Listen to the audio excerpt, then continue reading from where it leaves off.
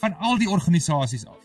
Die boodskap wat teruggaan na die boere toe is, ja, ons hoor wat julle sê, maar ons sal maar self iets moet doen. Julle sal maar self iets moet doen.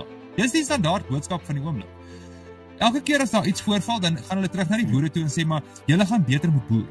Ons weet hierso is moeilike ekonomiese omstandighede en dis uitdagend en dit is goed, maar julle sal net beter praktyke moet toepas. Julle sal net meer effektief moet wees. Hoe bloody effektief kan mens nou wees aan die einde van die dag? Ons boere doen fantastiese werk om onder hierdie omstandighede nog steeds te kan boer. Ek haal my hoed af vir een en elke landbouer daar buite wat nog steeds onder hierdie omstandighede kan aangaan en produseer en selfs suksesvol is. Dis 'n absolute fenominale ding wat hulle regkry.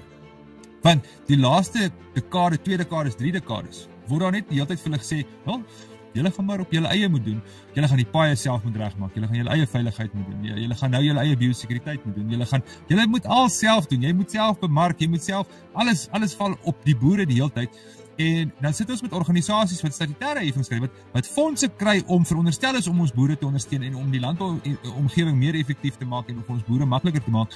En hulle doen niks. Hulle het die geld, maar hulle nie die wil of die vermoë om dit te doen nie. So die boer betaal 'n statutêre heffing op sy produkte. Daar gaan geld na daai organisasies toe. Plus dan moet die boer nog self hy werk ook gaan doen. Ek dink dit is verregaande. Dis eintlik waansin wat op die oomblik aan die gang is. En tog presteer ons boere. Dit is ja, nee, kom, daar's geen twyfel dat ons van die beste boere in die wêreld het nie.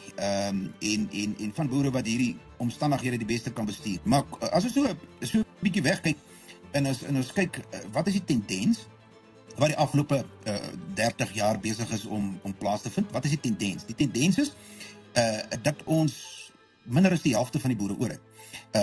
So as jy dieselfde tempo aanhou, praat ons van in die volgende 20 jaar het ons miskien 10,000 boere oor.